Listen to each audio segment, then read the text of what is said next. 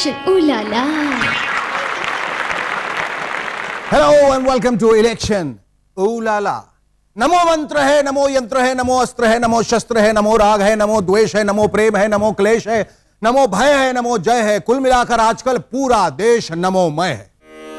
नमो नमो नमो नमो नमो नमो नमो नमो नमो नमो नमो नमो नमो नमो नमो। नमो नाम की लूट है, लूट सके सो लूट, अंत समय क्या पाएगा जब इलेक्शन जाएगा छूट। बीजेपी में नमो नाम लूटने की होड़ मची। नमो पर नो करने वाले बीजेपी के ज्यादातर पुराने लोग भी अब नमो नमो कर रहे हैं। एनडीए में भी नमो नामधारियों की तादाद बढ़ती जा रही। ऐसे ही नमोमय वातावरण में बीजेपी ने अपना घोषणा पत्र जारी कर दिया।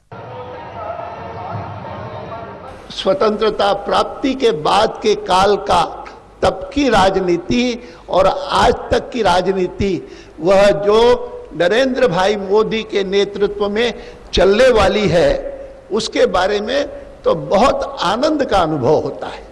भारतीय जनता पार्टी ने इस मैनिफेस्टो के द्वारा देश को यह भी निवेदन किया है कि हमारे पास एक करिश्माई नेतृत्व का दृढ़ इच्छा शक्ति वाला कुशल प्रशासक नेता श्री नरेंद्र भाई के रूप में मौजूद है। देश को वर्तमान स्थिति से उबारने की राह दिखाने का दस्तावेज है।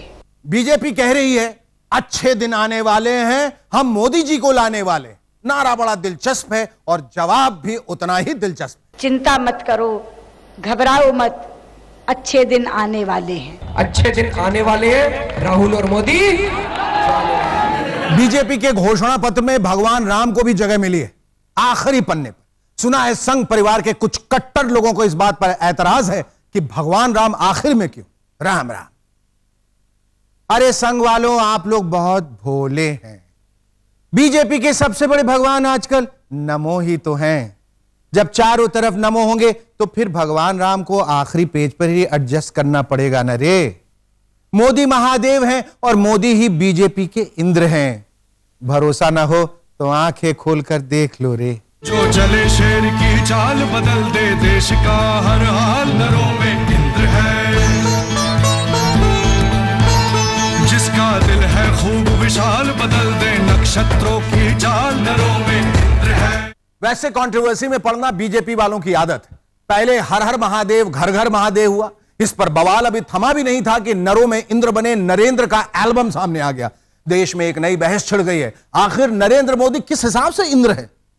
इंद्र की एक सभा होती थी जिसमें उर्वशी, मेनका और रंभा जैसी अप्सराएं हुआ करती थीं, लेकिन मोदी साहब ठहरे शुद्ध सात्विक, सांसारिक मोह माया से परे। फिर किस तरह इंद्र है नरेंद्र भाई। नमो इंद्र का आसन अक्सर डोलता था और हर बार वो दौड़े दौड़े ब्रह्मा के पास जाते थे, बाबा सिंहासन बचा लो। लेकिन यहां तो अपनी पार्टी के ब्रह्मा विष्णु महेश तीनों स्वयं नरेंद्र भाई मोदी हैं। किसमें हिम्मत है कि वो नरेंद्र भाई का सिंहासन हिलाएं, और जब सिंहासन ही नहीं डोला तो फिर मोदी इंद्र किस बात की। ये दलीलें सुनकर बीजेपी के एक बड़े नेता भड़क गए और बोले, नरेंद्र भाई सचमुच इंद्र हैं, उनके हाथ में इंद्र की तरह वज्र भी है। हाँ, यकीन ना हो तो उनसे पूछिए जिन पर वज्र की मार पड़ी है। हमसे क्या भूल हुई जो ये सजा हमको मिली। हाँ, ये तो मानना पड़ेगा कि बीजेपी का दावा सही है। नरेंद्र मोदी कुछ मामलों में सचमुच इंद्र की तरह है। इंद्र बारिश कराते हैं और मोदी की वजह से कई आंखें बरसती।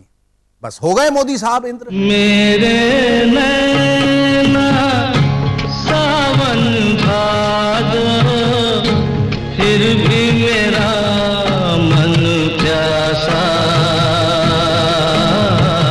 यह देखकर तो मानना ही पड़ेगा कि नरेंद्र मोदी सचमुच इंद्र है। जो बरसात कराए वो इंद्र, और यहां तो आंसुओं का सैलाब आया हुआ है। लेकिन एक कंट्रोवर्सी अब भी बाकी रहती है। चलिए मोदी जी इंद्र हो गए, लेकिन उनका ऐरावत कौन है। ऐरावत वही हाथी था जिस पर बैठकर देवराज इंद्र युद्ध के लिए जाया करते थे। बीजेपी में इंद्र का ऐरावत बनने की होड़ लगी है, लेकिन ऐरावत बनने के दावेदारों में दो ही लोगों का दावा मजबूत है। एक आदमी अपने राजनीतिक वजन और आकार के आधार पर दावा पेश कर रहा है, तो दूसरा चिंगाड़ के आधार पर। सुना है नरेंद्र मोदी खुद को भगवान बताए जाने से नाराज है। उनका कहना है, मैं इंसान होकर भी बेहतर काम कर सकता हूं।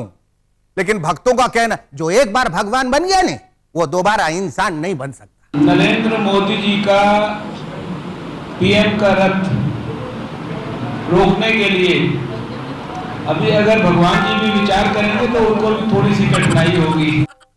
यह नरेंद्र मोदी का रथ है या 10 साल पहले चलने वाली दिल्ली की ब्लू लाइन बस? एक बार चलती थी तो कमबख्त रुकती ही नहीं थी, लोगों को अपनी जान बचाने के लिए रास्ते से हटना पड़ता था। मोदी जी का रथ खचाखच भरा है, लेकिन वो अब भी ब्लू लाइन बस की तरह सवारियां बिठाते जा रहे हैं। आइए आइए आइए आइए आइए, parliament parliament parliament, government government, north block south block south block, Raisina hill, parliament parliament, आइए government government government government. Modi के रथ पर चढ़ने की होड़ लगी हुई है। मोदी को सांप्रदायिक बताते हुए कभी रामविलास पासवान और चंद्रबाबू नायडू ने एनडीए की गाड़ी को पटरी से उतार दिया था, लेकिन आज मोदी जी के दाएं चंद्रबाबू नायडू हैं और बाएं पासवान हैं और बीच में हैं स्वयं मोदी भगवान। नमो देश के विकास पुरुष और देश के भावी प्रधानमंत्री आदरणीय भाई Narendra Modi ji. Modi will prove all these things. I am confident now with our alliance. We have to cross 300 minimum. शर्म आती है मगर आज ये कहना होगा, अब हमें आपके कदमों ही में रहना होगा। चुनावी माहौल में मोदी रथ पर सवार हो रहे नेताओं का ये फेवरेट गाना है, उनका एंथम। विनाश पुरुष अब विकास पुरुष में बदल चुका है। कल तक जो सांप्रदायिक था अब सभी समुदायों को साथ लेकर चलने वाला नेता बन चुका है। नरेंद्र मोदी एक कास्टिस्ट है, एक कम्युनिस्ट है। देश के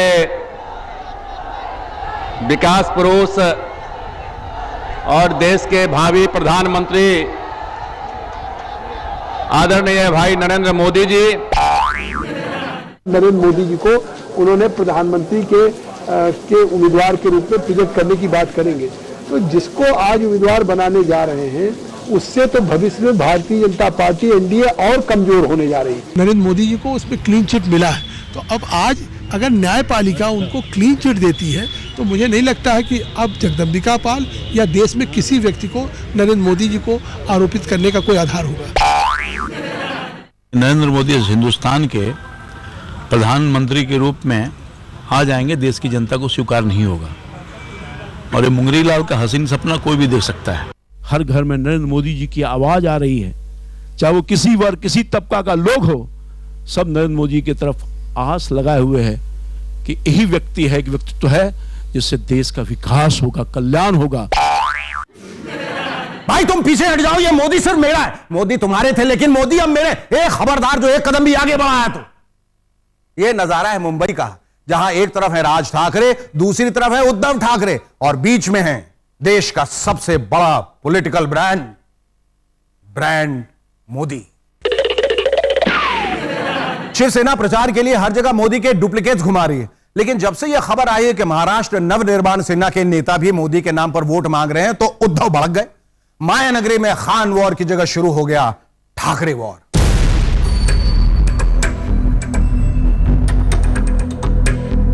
नरेंद्र मोदी का नाम इस्तेमाल ना किया है ना करेंगे। मालूम है कि बुरी तरह हारेंगे, अगर वो बुरी तरह हार रहे कुछ तो भाई तिनके को बुड़बुड़ते हुए लोगों तिनके का सहारा लगता है। दुखी होकर उद्धव ठाकरे ने राजनाथ सिंह से फरियाद की, मेरे पास ले दे के एक नमोही तो है और वो भी राज मुझसे छीन रहा है। फिर क्या था, राज को राजनाथ ने डांट पिला दी। ऐसे हमारे शिवसेना हमारी पुरानी एलआई है 18 वर्षों से और आगे भी शिवसेना के साथ हमारे संबंध रहेंगे। हमारे शिवसेना के साथ संबंध टूट नहीं सकते। कहीं मोदी से जंग है तो कहीं मोदी की तरफ आने की जंग है। नमो भक्तों की भीड़ बढ़ती जा रही है। इन भक्तों में एक भगवान भी शामिल है, जी हां, असली भगवान। नमो नमो नमो नमो नमो नमो नमो नमो। अपने भक्तों के बीच भगवान का दर्जा रखने वाले उत्तराखंड के सतपाल महाराज कभी सोनिया जी के भक्त हुआ करते, लेकिन नमो मंत्र ने कुछ ऐसा असर दिखाया कि भगवान ने भी दल बदल लिया और अब भगवान मोदी जी के लिए पत्तल उठाने को तैयार है। मैं भारतीय जनता पार्टी में शामिल हुआ हूं। जब महाभारत में राजसू यज्ञ हुआ था तो श्री कृष्ण ने जूठी पत्तल उठाने का काम किया था। आज वही सेवा मैं समर्पित करना चाहता हूं। भगवान भी मोदी भक्त और भक्त भी मोदी भक्त, हर तरफ तेरा ही जलवा। ऐसे ही माहौल में वडोदरा में धूमधाम से निकली नमो की सवारी। समर्थकों से घिरे नरेंद्र दामोदर दास मोदी ने वाराणसी के साथ वडोदरा से भी अपना पर्चा दाखिल कर दिया। नमो नमो नमो नमो नमो नमो नमो नमो नमो नमो नमो नमो नमो नमो नमो नमो। मोदी ने अपना प्रस्तावक एक चाय वाले को बनाया। बहुत खूब मोदी जी, इसे कहते हैं अपने प्रोफेशन की कद्र करना। लेकिन अगर बाकी नेता भी ये ट्रेंड फॉलो करने लगे तो क्या होगा, जरा सोचिए। ए राजा अपना प्रस्तावक 2G वाले शाहिद बलवा को बनाएंगे, पप्पू यादव को अपना प्रस्तावक सुरेश कलमाड़ी को बनाना चाहिए क्योंकि तिहाड़ रिटर्न भाई भाई, और अरविंद केजरीवाल अपना प्रस्तावक शरद पवार को बनाएंगे क्योंकि थप्पड़ का निशान दोनों के चेहरे पर अब भी मौजूद है। चुनावी नैया लोकतंत्र के महासागर में उतर चुकी है और तेजी से आगे बढ़ चुकी है। लोकतंत्र की ताकत जनता है और बड़ी संख्या में पोलिंग बूथ तक पहुंचकर जनता अपनी ताकत दिखा रही है। वैसे ताकत तो नेता भी अपनी दिखा रहे, धांधली और गड़बड़ी की खबरें भी आनी शुरू हो गई।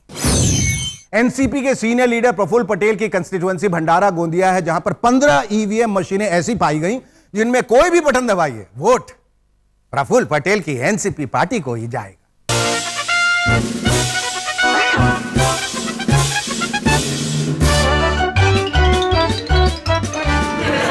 ये ईवीएम मशीन है या शोले के जय का सिक्का? दोनों तरफ हेड, चित भी मेरी पट भी मेरी। शिकायत चुनाव आयोग तक पहुंच चुकी है। वो मशीनों के अंदर इस तरह का बदलाव किया गया है कि आप बटन कोई और दबाएं लेकिन प्रफुल्ल पटेल को मतदान जाता है। और मुझे ये भी बताया गया कि जो ECI कंपनी और जो BE कंपनी जो मशीनें बना रही है उसमें स्वयं प्रफुल्ल पटेल की भागीदारी है। ईवीएम मशीन में गड़बड़ी की खबरें कई और जगहों से भी आई। इससे पहले एनसीपी के मुखिया शरद पवार ने वोटरों से निशान मिटाकर 2 बार वोटिंग करने को कहा था। बाद में पवार साहब अल्टी मार गए, मैं तो मजाक कर रहा था।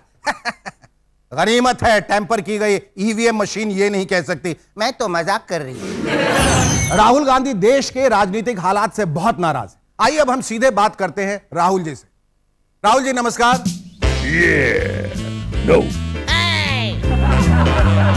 राहुल जी नमस्कार।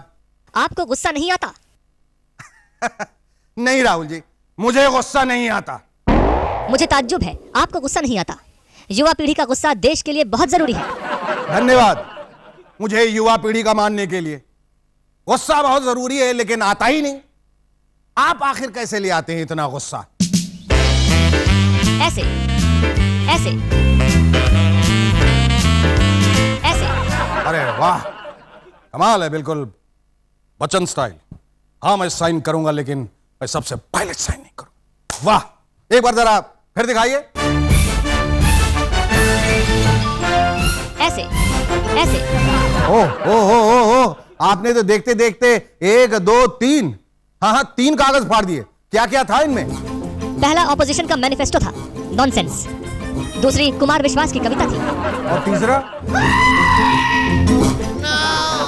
आपके भाषण की कॉपी तो नहीं थी राहुल जी जो आपने गलती से फाड़ दी? Shut up, I have to go. अच्छा राहुल जी, अच्छा जाते जाते बताइए इस चुनाव में यूपीए को कितनी सीटें मिलेंगी? इस सवाल से मुझे सबसे ज्यादा गुस्सा आता है। लेकिन मैंने तो सुना है कि यूपीए को 300 के करीब सीटें मिल रही हैं। आपने बिल्कुल सही सुना है। You are a very good presenter. Thank you Rahul ji, thank you so much. ये बताइए क्या आपको अब भी गुस्सा आ रहा? राहुल जी बस यूं ही मुस्कुराते रहिए। जब आप मुस्कुराते हैं और आपके चेहरे पे गड्ढे पड़ते हैं तो आप बिल्कुल बिल्कुल गुलपनाक की तरह दिखते हैं। पर जरा संभल के, कहीं ऐसा ना हो कि इन्हीं गड्ढों में कांग्रेस सरकार गिर जाए। हमसे बात करने के लिए बहुत बहुत शुक्रिया। सियासत की दुनिया के शायर बदनाम उर्फ अमर सिंह को तिनके का सहारा मिल गया है। समाजवादी पार्टी से निकाले जाने के बाद अमर सिंह कटी पतंग हो गए थे, लेकिन राष्ट्रीय लोकदल के नेता चौधरी अजित सिंह ने उनकी डोर थाम ली। फतेहपुर सीकरी से उन्हें टिकट दे दिया और अमर सिंह के प्रचार के लिए मैदान में आ गई हवा हवाई गर्ल वी वी वी वी वी श्रीदेवी। हवा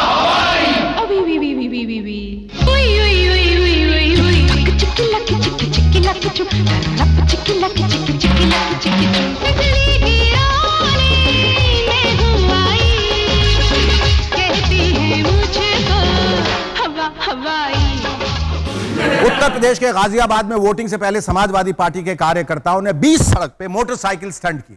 यह वाकई उत्तम प्रदेश है। यहां साइकिल वाले मोटरसाइकिल से करतब दिखाते हैं और हाथी वाले हवाई जहाज उड़ाते हैं।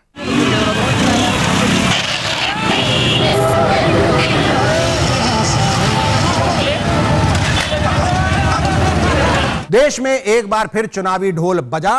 साइकिल में बैठकर मुलायम ले रहे हैं धूम 3 का मजा। मिलकर फिर से दूर हो गए ममता और अन्ना। हाथी फिर मतवाले हो गए देख चुनावी गन्ना। पकड़ के इटली चले जेटली पिलाने मोदी की चाय। लौट के कल्याण बीजेपी में वापस आए। कोई जुटा है लगाने में झाड़ू, कोई दे रहा है भाषण भाड़ू। किसी ने सिलवाए नए कुर्ते पायजामे, किसी ने पहने आइडियोलॉजी के नए जामे। राहुल की जापानी कंपनी से ब्रांडिंग हो रही है। कोसने के बाद पासवान की मोदी से फिर बॉन्डिंग हो रही है। फैल चुका है चौतरफा चुनावी शोर। उम्मीद यह है कि कभी तो आएगी वो भोर, पर 100 बात की एक बात, चोर मचाए शोर। लोकतंत्र की नई सुबह का इंतजार सबको है। आज के लिए पूर्ण विराम। आप हमारे फेसबुक पेज को लाइक कर सकते हैं। आप हमें ट्विटर पर भी फॉलो कर सकते हैं। देश और दुनिया की खबरों के लिए देखते रहिए आज तक। Keep watching election.